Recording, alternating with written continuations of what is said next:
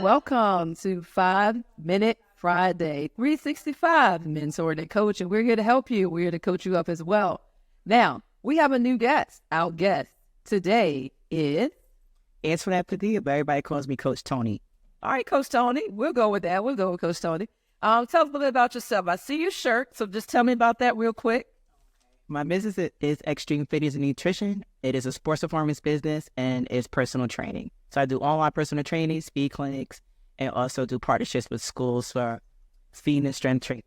So you're with high school students, middle school students, college students, maybe? Mostly high school, High school. pro. Okay. I'm trickling down to the middle school, but majority of the clientele base is high school and up. Okay. Well, let's talk about pro real quick. Because, 365, we bang every time we do anything that we do. We take it all the way up here. We have an Olympian that is sitting with us. So tell us about that real quick. Just real quick. I know put you on the spot. Real quick. It was a little snip. All right, so I'm training for the 2024 Olympics for track and field and 2026 Olympics for bobsled. So I'm Puerto Rico's first female bobsled athlete and the only female bobsled athlete. I don't think nobody here has done that. Okay, you it.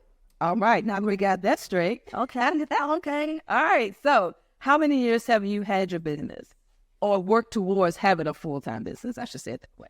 All right, truth be told, it wasn't supposed to be a business. It was just sheer involvement of helping people, and it became a business. Okay. So it started in 2015 in New York. It's registered in New York still, and it's a foreign entity here in Virginia. Okay, cool. And so as you've been here in Virginia with your business that wasn't supposed to be a business, what are the 3 biggest things you've learned about business in Virginia versus New York or another state? I would say it that way. Wow, building relationships is a lot different than building relationships in New York, because if you're in that area, you know more people, they know you get the referrals. You don't have to really say who I am and what I do. They already know because you've been in that area. So here, what I learned about is really, really kind of like rubbing elbows and building more relationships to bring in clientele base. Now I can safely say my referral base is word of mouth. Okay. It's always been like that in New York, but now the referral base now is starting to be word of mouth. And it's because of building those relationships. So it's been a lot of challenge, but not in a bad way, nothing negative, just it takes more time. Okay. So when we talk about challenges, let's talk about the hurdles.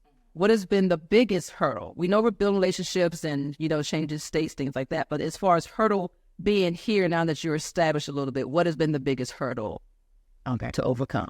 The biggest hurdle I can say is I don't have a sports performance training facility. I feel like because I'm mobile, it's kind of hard because of the weather and stuff like that. But I like to stay mobile because I can travel. But sometimes a lot of people don't have gyms or areas where I can kind of rent the space to kind of have them come in. So for a perfect example, for my clients that are adults, it's easy because a lot of them have gym equipment. But for my athletes, it's a challenge because finding a facility that can have them sprint when the weather's not too great. Like today, it's raining. Right. Go outside. So I can't go outside, and majority of my clientele base is on the weekend for athletes. So I have to kind of cancel and move around things, which kind of sets them back from the program I'm sending for them. Gotcha. Where I'm versus being in New York, we have a lot of training facilities, indoor tracks. There's no indoor track here in Richmond, Virginia. I thought they would put it at that in Rico, Atlanta. Right. So if that happens, it could bring more of training for coaches like me, track coaches or football coaches and stuff like that, to have an indoor facility for them to sprint. I know a lot of athletes here do a lot of polar bear meets. Yeah, never heard of this like out here, but my thing is athletes are at a disadvantage. Yeah, and I feel like they can be better athletes if they have an indoor track facility. Very good. So we're just putting this out here. She's looking for a spot to rent because she can help your athletes get better, because we talked about high school, but we also talked about track, but you also threw in football.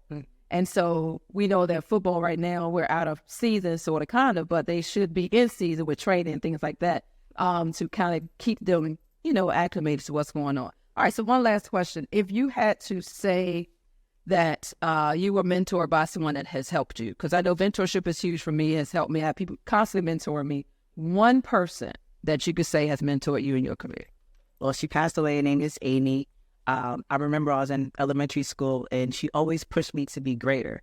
And I've always had like little things of not being confident. One with things that, but she's always pushed me, believed in me, and I could come into a race last. And she said, "No, we're gonna figure this out." So she took me underneath her wing. She took me underneath her wing, and after that, it made me dig a little bit deeper and believe in myself. But when she passed away, it kind of put a little dent because I felt like I lost somebody great. Oh, but I take her with me because then I feel like I'm similar to her because now I do that with a lot of athletes that have that self-confidence problem or issues, or they feel like they're an underdog athlete and they don't have someone just paying attention to them for them to be seen in a hurry to push them into their greatness. Very good, very good. So just say one more time what your business is, where they can find you, maybe your social media links or anything like that real quick. You got 30 seconds, 30 seconds. Okay. All right. Go.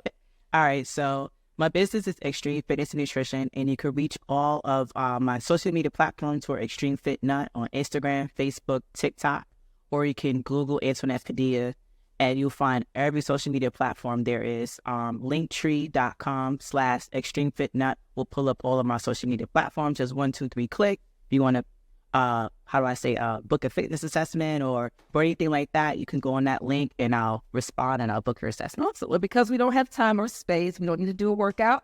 But thank you so much for being here today, and I really appreciate your time. 365, Friday, the 5-minute one.